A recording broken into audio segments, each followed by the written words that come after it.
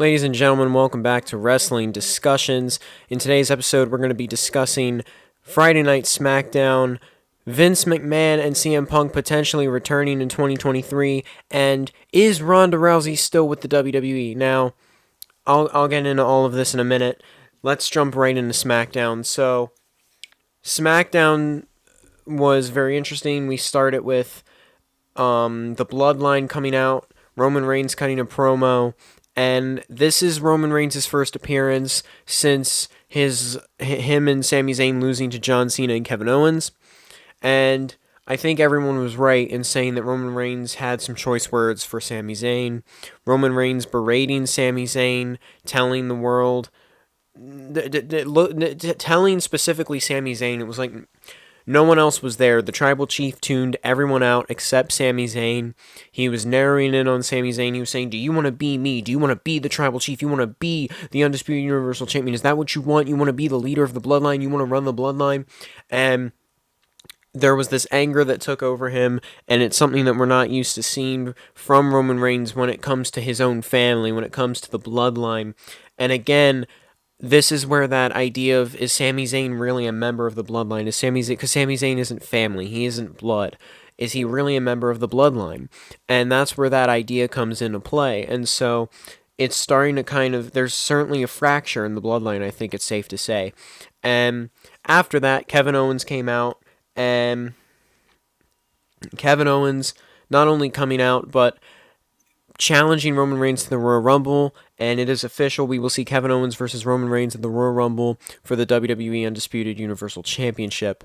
Now, I have no issue with that match. I think it will be a great match. I'll talk a little bit more about predictions later on, but personally, I think that match needs not necessarily some work, but I think it's going to be interesting going into the year of 2023. It'll be Roman Reigns' first title match in 2023. It'll be his first singles match in 2023.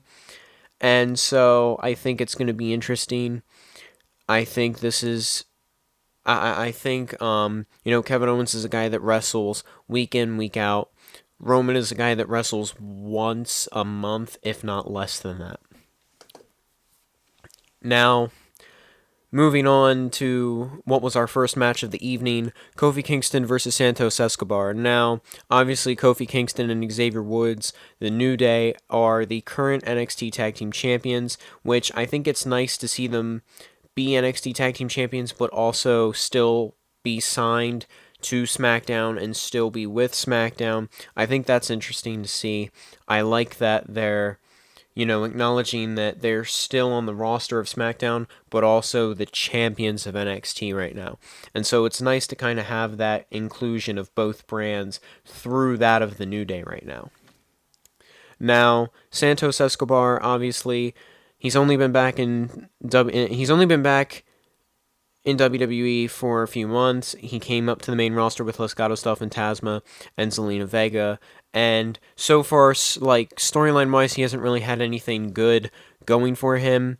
He unfortunately did not win the World Cup Series against Ricochet and to fight Gunther for the Intercontinental title, unfortunately. But he did pick up a successful victory against Kofi Kingston last night, which I think is very important to his career. I think it's very important to the New Day as well, because obviously this could signify that we could potentially see Legado del Fantasma want to fight the New Day for the NXT tag titles. Now, me personally, I don't know if Legado del Fantasma would go back to NXT, at least so early on, but it would also be interesting to see. They are what I would consider veterans of NXT currently, in the sense that Santos Escobar and Legado del Fantasma certainly are main roster material, and they certainly have the pizzazz of the main roster compared to some of the other wrestlers over on NXT currently. And so I think it's safe to say that this could 100% traject Legado del Fantasma as a unit into something bigger, into something a little better. We could potentially see Legado del Fantasma against the New Day in tag action, and then kind of see the New Day blossom from that into something more. We've obviously been seeing the New Day and Imperium kind of go at it, but maybe now we'll start to see the New Day and Legado del Fantasma go at it to the point where the New Day is starting to branch away from Imperium and start opening up to some new rivalries, you know? That would be a very interesting take on it, I think. Now, our second match after that was a mixed gender tag match, I believe, which was Karrion Kross and Scarlett versus Madcap Moss and Emma. Now, Madcap Moss and Emma have been having this storyline going for the past couple of weeks, honestly, ever since Emma's return, if we're being completely honest. And it's not that it's not like... Honestly, it isn't entertaining. I don't like it. I'm not someone for the lovey-dovey storylines. I don't think they hold a purpose in that of professional wrestling. Me, personally, I could be wrong. Other people might have different opinions on that. Like, they might be good to some people, but I think it makes it too soap opera-y, and that's not something that, as a professional wrestling fan, that's not something I am interested in or interested in investing into. And so that kind of stuff is like what makes me not want to watch those specific segments. And when looking right now at Madcap Moss, the dude does need some help wrestling wise, like storyline wise. He needs better matches, and I think they could do a lot with Madcap. I think they could put him into something for the Intercontinental title again, because he was one of the forerunners in the sense that he was constantly vying for an Intercontinental title match, and he had constantly gotten closer and closer and closer to said Intercontinental title match. And so I think later down the line we could see him without a doubt fight for the title, and I think we could see I think we could see him fight a number of wrestlers later down the line. And so I'm hoping he doesn't get stuck with this Emma storyline for long. And same with Emma. I think Emma is a amazing women's wrestler. I want to see her do a little more. I want to see her start genuinely wrestling. I wouldn't even mind if we saw her turn heel. I'd love to see her turn heel and fight girls like Liv Morgan and Shotzi, and help put them over a little bit, while also, advancing amongst the totem pole herself. Now, obviously, Karrion Kross and Scarlett are doing very well for themselves. Karrion Kross, obviously, it's safe to say that this Madcap Moss and Karrion Kross thing is not the bigger picture. The big picture is Karrion Kross versus Rey Mysterio. Last night, Karrion Kross and Scarlett defeating Madcap and Emma, and then Karrion proceeding to put a mask of Rey Mysterio, onto the face of a unconscious Madcap Moss. Now, Karrion Kross, for those of you that aren't familiar with him as much, since his return to WWE, he has been the leader of the timeline, right? He's created this thing he likes to call the timeline, and in his mind, he seems to believe that the timeline no longer needs that of Rey Mysterio in the WWE. And so I think it's safe to say, especially last night was a message specifically to Rey that Karrion Kross doesn't want to wait anymore. Rey Mysterio's time is up, and very, very soon Karrion Kross is going to get his hands on a certain Rey Mysterio. Now, I also want to mention this really quick before I forget. A few episodes ago, I had said that Gunther versus Braun Strowman was going to be happening last night on SmackDown for the Intercontinental title. I'm sorry, that was false information. I did not have my facts straight. That match is actually going to be happening next Friday. Again, I apologize for anyone that was looking forward to that match last night. I'm sorry. It is happening next Friday instead. Again, I apologize. From the bottom of my heart, I will get better with my before I give you guys any information. I'll get better at saying certain things before I have all the facts. You know what I mean? But getting right back in, keep trying before we get off track here. Getting right back into the discussion of Friday Night Smackdown results. We saw Charlotte Flair. Obviously she won the SmackDown Women's title last week, and so she came out last night with the SmackDown Women's title, and it's safe to say that she is currently a babyface. It's safe to say that the crowd is loving her right now. We've seen this a few times. Whenever Charlotte goes through some personal things, or whenever Charlotte leaves for a while and comes back, we always see her come back as a babyface. Do I think she'll stay as a babyface? Probably not, seeing as Becky Lynch came back as a babyface right now, and they probably are going to want to even things out and maybe make her a heel again and make Charlotte a heel again. I don't know. But I will admit, I have always been more of a fan of a Charlotte Flair baby. I mean, personally, I think Charlotte Flair is better as a heel. I think everyone can say and agree with that. But I think the idea of a babyface Charlotte Flair, it's kind of rare. And so I like to see it every so often. And so I hope they kind of keep it a little longer than they have some of the other ones. Now, Sonya Deville interrupted Charlotte's promo and had begun a bit of a promo herself. She had even went on to say, that Charlotte Flair doesn't deserve, or I'm this is kind of like I'm implying essentially what she said. Like this is kind of what she implied, that Charlotte Flair doesn't deserve a 14, like that 14th title win. She doesn't deserve that, in the sense that it's like a fake 14th title win, because Charlotte Flair defeated and rolled up a already hurt and knocked out Ronda Rousey, kind of, in a way, which I don't argue with, but I also think that we've seen Ronda Rousey fight. We've seen her, she wanted that fight, because even herself looked Charlotte dead in the eyes last week and said, no, you want to fight, let's do this right here, right now. And so I think that match couldn't have happened at a better time. And I think it's important to Charlotte right now, because if you're going to make Charlotte a babyface, it's important, especially she's been gone 7 months, the ring rust, that sort of thing, it's there, it's evident. And I think it's safe to say that Charlotte is going to have to prove herself, not necessarily to the audience, because I think the audience has no doubt in Charlotte. They have nothing but faith in Charlotte Flair. It's the women's locker room now that Charlotte's going to have to prove herself to, especially being champion and being babyface means that you are a fighting champion. It means that you are a champion that is not scared. You are a champion that welcomes the challenge. And Charlotte is going to have to do that now as a babyface. And I think this could open up doors for Liv Morgan, for Tegan Nox, for Shotzi, for Raquel Rodriguez, for I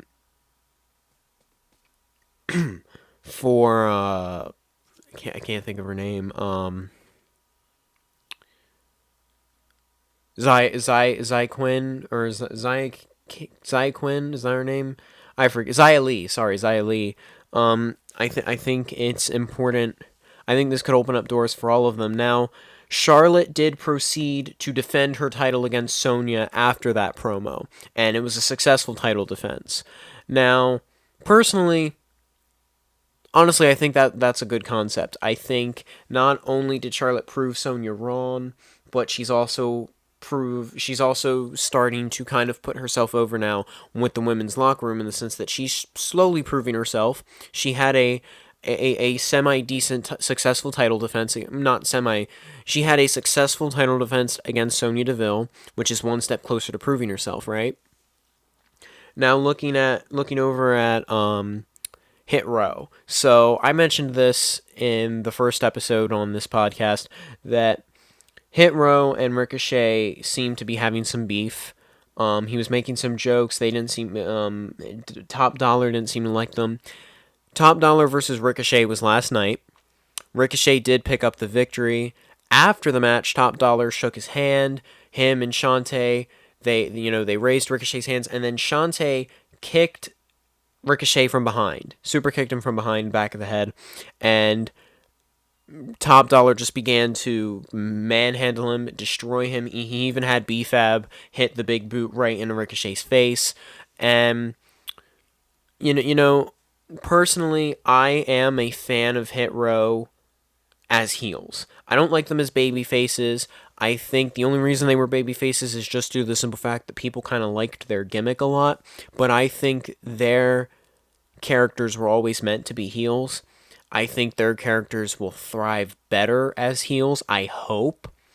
And my hope is that they will take whatever this is that they're doing with Ricochet and they will start to project themselves into title matches, trying to go for the tag titles. And I also hope that I also hope to see BFAB start actually wrestling and getting into the women's division some more, because I think the SmackDown women's division is on fire, but I also think we're seeing the same old wrestlers. You really only have your 6 or 7 wrestlers: Natalya, Xia Li, Shayna Baszler, Shotzi, Tegan Nox, Raquel Rodriguez, Liv Morgan. We're running out of people, and Lacey Evans is starting to kind of come back, but still, I think we need some more women in the roster for SmackDown, especially, and I hope to see that coming into this. I hope to see BFAB kind of branch out into singles action while still being a member of Hit Row, obviously. Now, while they were attacking Ricochet, Ricochet's semi-buddy, I guess, a guy he seemed to have befriended, Braun Strowman, came out and defended him against Hit Row. Now, I don't know what this means for Braun Strowman. Obviously, as I said earlier, Braun Strowman and Gunther for the Intercontinental Championship will be happening next Friday, which this could be interesting because this could put a target on Braun Strowman's back. This could put Hit Row after Braun Strowman. Now, I don't think Hit Row are stupid. They might only target Ricochet, but they could very well target Braun Strowman in that match, because we could very well see Imperium get involved, and then Ricochet try and help Braun Strowman by taking out Imperium, but then Hit Row coming in and taking out Ricochet. And so we could very well see Braun lose due to a distraction via Imperium and Hit Row. I don't know. Now, going into our main event, we saw Sheamus and Drew McIntyre fight the Usos for the undisputed tag team titles. Now, I've said this before. I know you guys have heard me say this a few times. I personally love this idea of Sheamus and Drew McIntyre being a tag team. I think these two being a tag team it's long-term storytelling at its finest, in my opinion, and I think it will severely put these two in such a great position. And I desperately want to see these two be champions together, for sure. Now, fighting the Usos, this is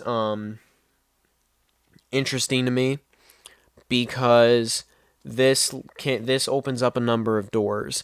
Now, unfortunately, they did lose to the Usos, but their match had such an intensity and such a fire to it that it was so enticing to watch. It reminded me of the tag team division in AEW and even in old TNA days. Like, it was just so thrilling and exciting, and it kept you on the edge of your seat. And huge props to both tag teams, especially to the Usos, not just for retaining the titles, but just for the way they were able to kind of handle themselves in that match.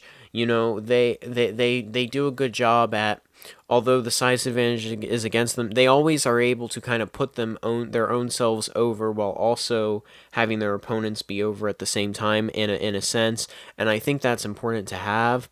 And what's nice about it is the Usos kind of did some underhanded tactics to win, and they won via a roll-up as well, which is why I think that this could very well open doors to seeing Sheamus and Drew McIntyre fight them again and actually winning the second time. Because they did beat the Usos before, and now the Usos beat them, and so we kind of do need a tiebreaker. But that might not happen for a little bit, because after the match we saw the Viking Raiders attack Sheamus and Drew McIntyre. Now, personally, I think this could be good for the Viking Raiders. I think the Viking Raiders have been needing some new storyline. I think they've been needing to be pushed a little more, and I think the Viking Raiders deserve the tag titles later down the line, or at least a match for the tag titles later down the line. They were, I feel like the Usos screwed them over back in Elimination Chamber of 2022, and now we kind of need to see the Viking Raiders step up and really get involved.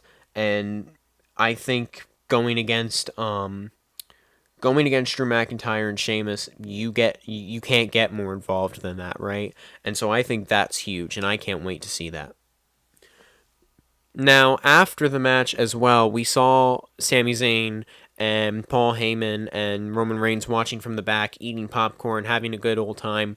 And obviously, all three were very happy and stoked to see the Usos retain the tag titles. Now, Sami Zayn was so excited, he was spilling popcorn everywhere, he was smiling, he was jumping up and down, and then you have Paul Heyman looking on in disgust. You have Roman Reigns having this weird kind of goofy smile, not sure how to react, and then he was kind of looking on in disgust. And so I think this is another kind of hinting towards the idea of Roman Reigns not wanting Sami Zayn in the Bloodline anymore, of the Bloodline potentially betraying Sami Zayn at the Royal Rumble, or even before the Royal Rumble. I don't know. This could happen next week. It could happen anywhere from it could happen anywhere from now till like after the Royal Rumble. Again, it is so like there is potential of seeing Sami Zayn versus Roman Reigns for the undisputed WWE Championship at Elimination Chamber. And so I think things are really going to start unfolding between the Rumble and then going into Elimination Chamber, between that of Bloodline and Sami Zayn. And so I think that's when we'll start to kind of see that relationship unfold a little bit more. Okay, so we're finally done with the talk with SmackDown. Now, going into this idea with Ronda Rousey. So, I had heard that Ronda Rousey may potentially no longer be with WWE. You can fact check me on this. I'm not 100% sure. I haven't gotten any official news yet, but there has been some talk of it. And obviously we didn't see her nor Shayna Baszler on TV last night. Personally, I'm not the biggest Ronda Rousey fan. However, I will say I think she is very important and very vital to what is currently going on in the WWE.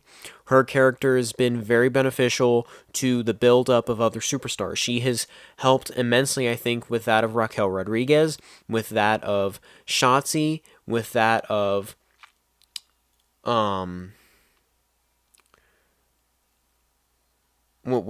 Liv Morgan. I think Ronda Rousey is very beneficial with that.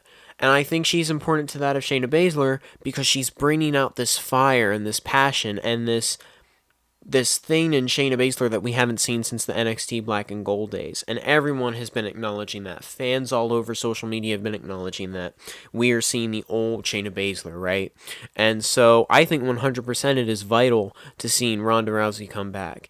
And I think this idea of Charlotte Flair and Ronda Rousey, I don't think that's over yet either. I think we could very well see Charlotte Flair and Ronda get involved with one another and have another matchup for the title at some point. I think that is very very, very possible for sure. Without a doubt, I think that is 100% possible, and we could see it happen. Now, last topic of the night: Vince McMahon and CM Punk possibly making a return in 2023. Now, I'm going to start with Vince McMahon. Vince McMahon there's been rumors lately that Vince McMahon wants to make a return. I believe I saw a post this morning that there is potential of Vince McMahon, the majority owner of WWE, wanting to come back for a sale of the company, I think that's what I read. That's interesting to me. I've never thought Vince would sell the company. If that's what I'm reading properly, I don't know. I could be wrong. But, however, that being said, even if they don't sell, even if it's not for selling the company, I don't know about everyone else. But it seems to me that a lot of the WWE fans are on my side with this as well. Nobody wants Vince McMahon to return to WWE, right? Vince McMahon is one of the... I will admit, Vince McMahon at one point was a brilliant mind. Vince McMahon at one point did have somewhat of a clue with what he was doing.